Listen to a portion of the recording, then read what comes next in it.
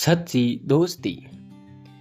एक बार की बात है कि एक राजा और उसका वजीर दोनों बहुत मुश्किल में थे, क्योंकि दोनों के कोई बेटा नहीं था। दोनों की यह एक सी मुश्किल उन दोनों को एक दूसरे के और करीब ले आई थी। वे एक दूसरे के साथ ही खुश रहते थे। दोनों अलग अलग तो बस कभी कभार ही दिखाई पड़ते थे। जहाँ राजा रहता वहीं उसका वजीर भी रहता, जहाँ वजीर रहता राजा भी वहीं मिलता था। एक सुबह वे दोनों जंगल में शिकार करने गए। वहां उनको एक साधु मिल गया, जो आग के सामने उकड़ू होकर बैठा हुआ था। लगता था कि वह पूजा कर रहा था, क्योंकि उसने आने वालों की तरफ देखा ही नहीं था। राजा बोला, चलो चलकर इससे बात करते हैं। हो सकता है कि यह भला आदमी हमारा कुछ काम कर दे। सो दोनों ने उसके सामने लेटकर उसको प्रणाम किया और अपना दुखड़ा रोया। सिर नीचे झुकाए झुकाई साधु बोला, तुम दुखी मत हो, तुम लोग दुखी बिल्कुल मत हो। ये 2 आम ले जाओ। एक आम तुम अपनी पत्नी को खिला देना और यह दूसरा आम दूसरे की पत्नी को खिला देना। तुम दोनों की पत्नियों के बच्चे हो जाएंगे। साधु को बहुत बहुत धन्यवाद देकर राजा और उसका मंत्री दोनों अपने अपने घर लौट आए और आम अपनी अपनी पत्नियों को खिला दिए। ठीक समय पर दोनों के एक एक लड़के को जन्म दिया। जब वे दोनों लड़के पैदा हुए तो राजा के घर और वजीर के घर में ही नहीं, बल्कि सारे राज्य में खुशियां मनाई गई। ब्राह्मणों को बिना नाप तोल के बहुत सारी भेंटें दी गई। गरीब लोगों को खाना खिलाया गया। सारे कैदी छोड़ दिए गए। देश में ऐसा समय पहले कभी नहीं देखा गया था। जैसा कि सोचा जा सकता है, दोनों घरों में ही दोनों बच्चों की खास देखभाल की गई। जब वे बहुत छोटे थे तो उनकी देखभाल के लिए कई दाइयां रखी गई, और जब वे कुछ बड़े हो गए तब उनको कई टीचर पढ़ाने के लिए रखे गए। उनको सब तरह की शिक्षा दिलवाने के लिए किसी पैसे या कोशिश में किसी तरह की कोई कमी नहीं बरती गई। इससे वे दोनों शिक्षा और कला दोनों में बहुत अच्छे निकले। अपने पिताओं की तरह वे भी आपस में एक दूसरे से बहुत प्यार करते थे और दोनों अक्सर साथ साथ ही रहते थे। एक दिन वे दोनों शिकार खेलने के लिए एक साथ जंगल में गए। वहां दोनों घंटों तक शिकार की खोज में घूमते रहे। काफी देर बाद राजकुमार बहुत थक गया और उसे प्यास भी लग आई। वे अपने घोड़ों से उतर गए और उन्होंने अपने अपने घोड़े एक पेड़ से बांध दिए। राजकुमार वहीं घोड़ों के पास बैठ गया और वजीर का बेटा पानी की खोज में चल दिया। उसको जल्दी ही एक छोटी सी नदी मिल गई। वह राजकुमार की प्यास को तो भूल गया और उस नदी के स्रोत को ढूंढने चल दिया। वह 1-2 मील ही गया होगा कि उसको उसका स्रोत मिल गया। वहां उसने एक बहुत सुंदर परी को एक शेर के सहारे बैठा देखा। उसने यह भी देखा कि वह शेर उस परी से डरा हुआ था। यह दृश्य देखकर वह तो आश्चर्य से चौंक गया और इसे बताने के लिए राजकुमार के पास दौड़ गया। साथ में उसने राजकुमार को पिलाने के लिए थोड़ा सा पानी भी साथ ले लिया। जब वजीर का बेटा राजकुमार के पास पहुंचा तो राजकुमार ने पूछा, अरे इतनी देर तक तुम कहाँ रह गए थे और तुम ऐसे डरे से क्यों दिखाई दे रहे हो? तुम्हें क्या हुआ है? वजीर के बेटे ने जवाब दिया, कुछ नहीं कुछ नहीं। राजकुमार बोला, कुछ तो हुआ है। तुम्हारा चेहरा बता रहा है कि तुम्हारे साथ जरूर ही कुछ हुआ है। तब वजीर के बेटे ने उसे बताया कि उसने एक बहुत सुंदर लड़की को देखा है। वह शेर के सहारे बैठी हुई थी और वह शेर उससे बहुत डरा हुआ था। लग रहा था, ऐसा लगता था उसकी सुंदरता का जादू था। राजकुमार बोला, मैं भी ऐसी लड़की को देखना चाहूंगा, तुम मुझे उसके पास ले चलो। वजीर का बेटा राजी हो गया और दोनों उस लड़की की तरफ चल दिए। वहां जाकर उन्होंने देखा कि शेर तो उस परी की गोद में सिर रखे सो रहा है। वजीर का बेटा बोला, डरो मत, हम उतनी देर में उस लड़की को पकड़ लेते हैं जबकि शेर सोया हुआ है। वे दोनों उस लड़की के और करीब चले गए। वजीर के बेटे ने शेर का सिर उठाया और उसको जमीन पर लिटा दिया, जबकि राजकुमार ने लड़की को पकड़ा और उसको साथ लेकर वहां से चल दिया। वजीर का बेटा वहीं रह गया। जब शेर जागा तो वहां वजीर के बेटे के अलावा किसी और को न देखकर बोला, अरे वह परी कहाँ गई? वजीर का बेटा बोला, मेरा दोस्त उसको ले गया है। शेर बोला, तुम्हारा दोस्त? तुम उसको अपना दोस्त कहते हो, जो तुमको मरने के लिए यहाँ छोड़ गया है? वह तुम्हारा दोस्त नहीं, वह तो तुम्हारा सबसे बड़ा दुश्मन है। कोई सच्चा दोस्त इस तरीके से अपने दोस्त के साथ नहीं करेगा जैसा उसने तुम्हारे साथ किया है। जब मैं तुम्हें सच्चे दोस्त की एक कहानी सुनाता हूँ। एक बार की बात है कि 3 दोस्त थे। एक राजकुमार था, एक ब्राह्मण था और एक बढ़ई था।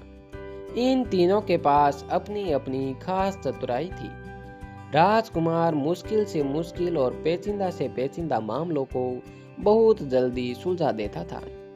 ब्राह्मण मरे हुए आदमी को जिंदा कर सकता था और बढ़ई चंदन की लकड़ी का ऐसा घर बना सकता था जो उसके मालिक के कहने पर कहीं भी जा सकता था। एक दिन ब्राह्मण और उसके माता पिता में कुछ कहासुनी हो गई तो उसके माता पिता ने उसे घर से निकाल दिया। इस परेशानी के समय वह अपने दोस्तों के पास पहुंचा और जाकर उन्हें सब हाल बताया। उसने उनसे कहा कि वे उसके साथ किसी दूर देश चले।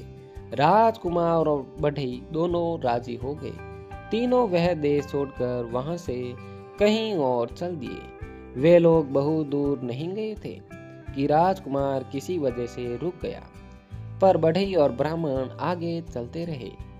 कुछ देर बाद राजकुमार जल्दी जल्दी आगे चला ताकि वह अपने दोस्तों को पकड़ सके, पर बदनसीबी से वह दूसरे रास्ते पर चला गया और उनको न पा सका। वह इस आशा में चलता रहा कि वह अपने दोस्तों को ढूंढ लेगा, पर जब काफी दूर जाने पर भी वह उसको नहीं मिला तो उसको लगा कि वे इतनी तेज क्यों जा रहे थे कि वह उनको पकड़ ही नहीं पा रहा था। पर इस बीच ब्राह्मण और बढ़ई दोनों बहुत धीरे धीरे चल रहे थे और सोच रहे थे कि राजकुमार अब तक उनको पकड़ क्यों नहीं पाया। वे लोग तो बहुत धीरे धीरे जा रहे थे। आखिर यह सोचकर उन्होंने उसके आने की आशा छोड़ दी। शायद उसको घर की याद आ रही होगी तो वह घर वापस चला गया होगा। चलते चलते राजकुमार एक बहुत बड़े मैदान में आ निकला, जिसके बीच में एक बहुत बड़ी और शानदार बिल्डिंग खड़ी थी। उसने सोचा, यहाँ कौन रहता है? यकीनन कोई ताकतवर आदमी ही रहता होगा। मैं जाकर मालूम करता हूँ।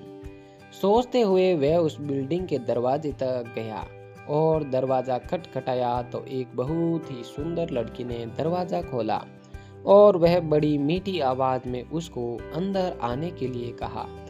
तब वह अंदर आ गया तो वह रो पड़ी। राजकुमार ने उससे उसके रोने की वजह पूछी तो वह बोली, तुम्हारी सुंदरता और तुम्हारी जवानी देखकर मुझे तुम पर दया आ गई है। अनजाने में ही तुम अपनी मौत के मुंह में आ फंसे हो। तुमने यहाँ आने से पहले यहाँ के बारे में जानने की कोशिश क्यों नहीं की? क्या तुमको पता नहीं कि यहाँ एक राक्षस रहता है जिसने कई मीलों दूर तक के सारे आदमियों को खा लिया है?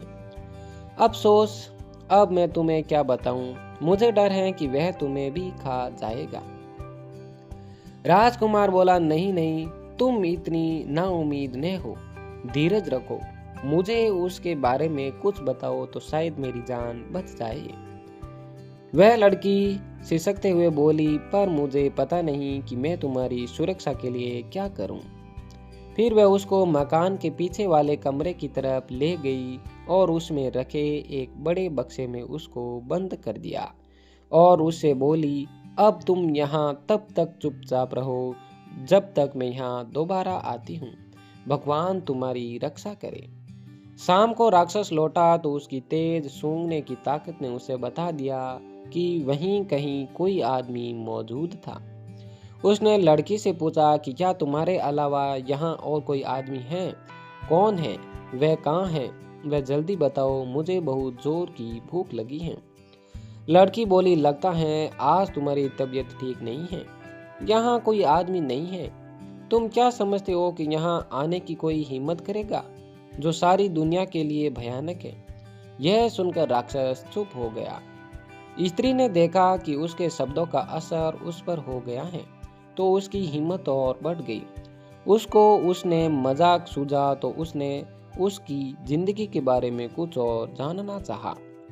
वह बोली, तुम मुझे रोज इस घर में अकेला छोड़ जाते हो, और जब तुम चले जाते हो तो मुझे यही पता नहीं होता कि तुम कब वापस लौटोगे। कभी कभी मुझे लगता है कि शायद तुम कभी वापस नहीं लौटोगे, और तब मैं सोचती हूँ कि मैं किधर जाऊंगी, क्या करूंगी। तुम्हारी वजह से लोग मुझसे नफरत करते हैं, तो तुम मुझे लगता है कि किसी दिन वे मुझे मार देंगे। तुम ही मुझे बताओ कि क्या मुझे डरने की कोई जरूरत नहीं है? राक्षस बोला, प्रिय रो मत, तुम्हें डरने की कोई जरूरत नहीं है, क्योंकि मैं कभी नहीं मरूंगा। फिर उस बिल्डिंग के एक बहुत बड़े खंबे की तरफ इशारा करते हुए वह बोला, जब तक यह खंबा टूट जाए मैं नहीं मर सकता। पर यह कौन है जो ये बात जाने? अगली सुबह जैसे ही राक्षस बाहर गया, वह लड़की गई और उसने राजकुमार को आजाद कर दिया और उसको रात वाली सारी बातें बता दी। राजकुमार यह सब सुनकर बहुत खुश हुआ। वह बोला, बस यही समय है, मैं इस खंबे को तोड़ देता हूँ और उस राक्षस को मार देता हूँ। ऐसा कहकर उसने खंबे को मार मार कर तोड़ दिया, जब तक उसके सैकड़ों टुकड़े न हो गए हो। ऐसा लग रहा था कि राजकुमार की हर चोट सीधी राक्षस पर पड़ रही थी, क्योंकि जैसे ही वह खंबे को मारता था, राक्षस बहुत जोर से चिल्लाता था। जब खंबा टूटकर गिर गया तो राक्षस भी मर गया। अब राजकुमार उस सुंदर लड़की के साथ उस घर में रहने लगा। आसपास के लोग उसका राक्षस को मारने के लिए धन्यवाद करने के लिए आए। उसके बाद उस देश में शांति और खुशहाली छा गई। आसपास की जमीन में फिर से खेती होने लगी, गांव बसने लगे, वातावरण में लोगों की हंसी और संगीत गूंजने लगा।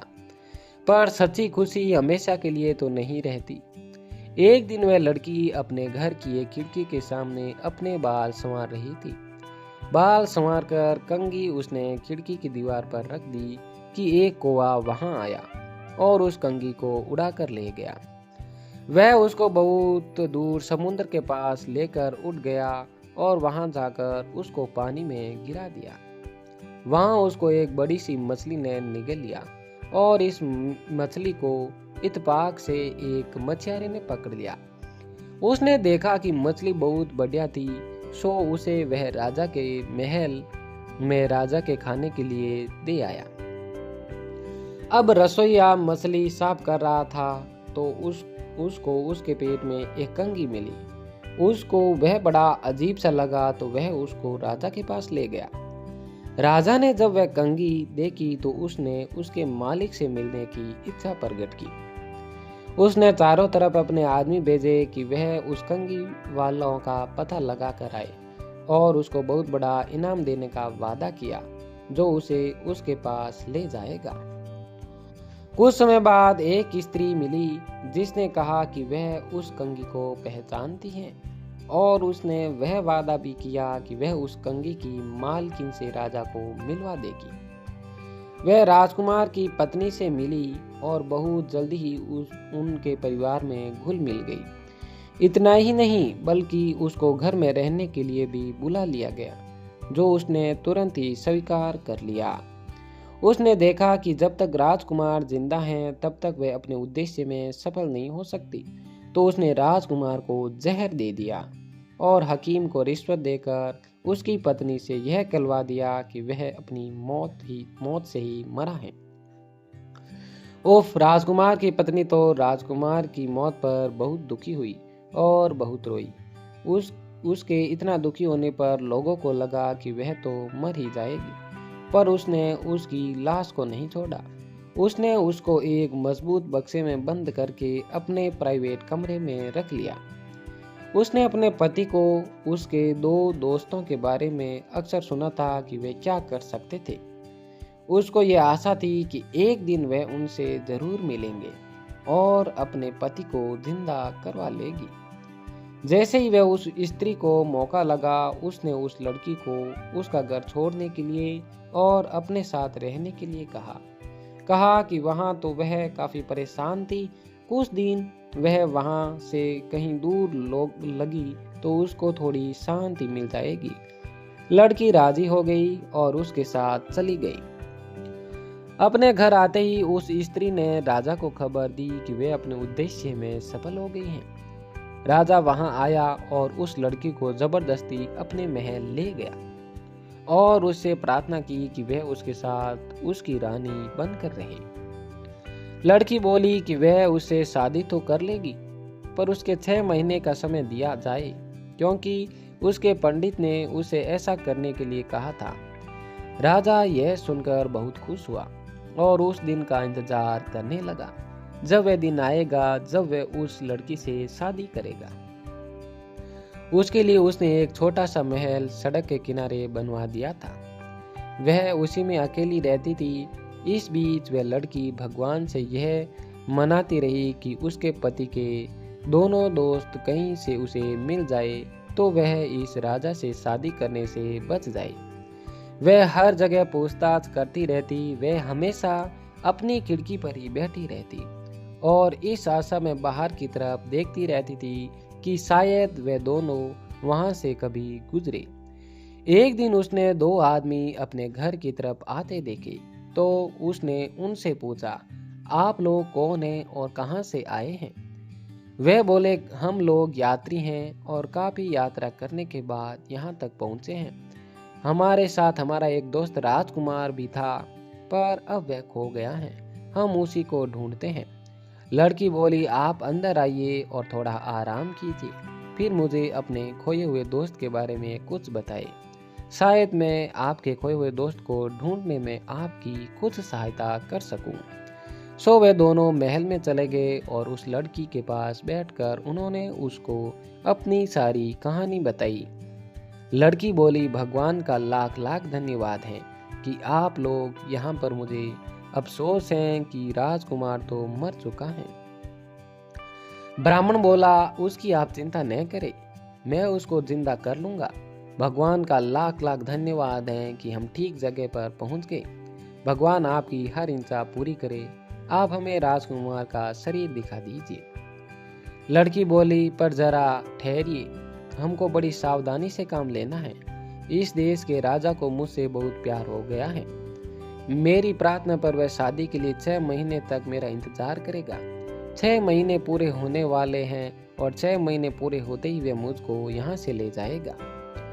हम लोगों को बहुत ही सावधानी से काम करना है, क्योंकि राजा ने मेरे चारों तरफ बहुत सारा पहरा लगा रखा है। जो कुछ भी यहाँ होता रहता है, पहरेदार जाकर राजा को सब बता रहे हैं। मुझे यकीन है कि आपका यहाँ होना भी राजा को पता चल गया होगा। अब देखना यह है कि हमें यहाँ से निकले कैसे। बढ़ई बोला, मैम आप डरिए नहीं। अगर आप मुझे जरा सा चंदन की लकड़ी का टुकड़ा ला देंगे तो मैं उसे एक ऐसा महल बना दूंगा जो उसके मालिक की इच्छा पर इधर से उधर जा सकेगा। लड़की बोली, ठीक है, मैं देखती हूँ। इसी समय उस लड़की ने एक दूत राजा के महल की तरफ एक संदेश लेकर भेजा। मैंने आपसे शादी करने का फैसला किया है। हमारी शादी का दिन पास आ रहा है। आप मुझसे खुश रहे। आप मुझे 300 मन चंदन की लकड़ी भिजवा दें। राजा ने तुरंत उसकी बात मानकर उसको 300 मन चंदन की लकड़ी भिजवा दी और बढ़ई ने उसे मकान बनाना शुरू कर दिया। जब मकान बनकर तैयार हो गया तो लड़की ने राजा को एक और संदेश भेजा, और भले शानदार राजा, हमारी शादी का दिन अब पास आ रहा है, तो आप मेरी भाभी और ननद को यहाँ तुरंत आने की इजाज़त दे। मैं अपनी शादी के बारे में उनसे कुछ सलाह लेना चाहती हूँ। राजा ने उसकी यह प्रार्थना भी मान ली। जैसे ही वे दोनों स्त्रियां उस लड़की के पास चंदन के मकान में पहुंची, वैसे ही बढ़ई ने उस मकान को राक्षस के मकान के पास ले जाने के लिए कहा। वहां उनको राजकुमार मिल जाता और वे लोग राजा से दूर आराम से रहते। बढ़ई के कहते ही चंदन का मकान उड़ चला और वह इतनी बेआफ उड़ा कि किसी को पता ही नहीं चला कि क्या हो रहा है। वे सब तो बस उसकी बनावट की तारीफ करने में लगे थे कि अचानक उन्होंने अपने आप को मरे हुए राक्षस के महल के पास पाया। लड़की ब्राह्मण को राजकुमार की लाश के पास ले गई। ब्राह्मण ने बस उससे अपना हाथ छुआ कि वह जिंदा हो गया।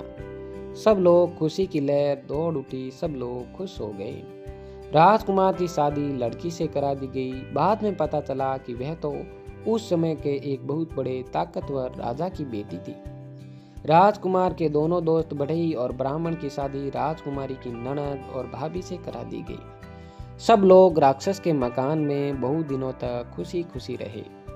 शेर ने अपनी कहानी खत्म करते हुए कहा, ओ वजीर के बेटे, जैसे वे ब्राह्मण और बढ़ई उस राजकुमार के दोस्त थे, वैसे लोग ही दोस्त होते हैं। राजकुमार की तो तुम बात मत करो, जो खुद परी को लेकर चला गया और तुमको यहाँ मरने के लिए छोड़ गया, उसको तुम अपना दोस्त मत कहो, वह तुम्हारा दोस्त नहीं है। खैर, तुम मरोगे नहीं, मैं तुम्हें कोई नुकसान नहीं पहुंचाऊंगा। तुम अपने घर जाओ और शांति से रहो।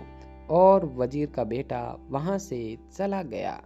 दोस्तों, अगर ये कहानी पसंद आई तो इसे लाइक, शेयर एंड सब्सक्राइब ज़रूर करें और ऐसी ही कहानियाँ देखने के लिए अन्नू स्टोरी चैनल को सब्सक्राइब ज़रूर करें। धन्यवाद।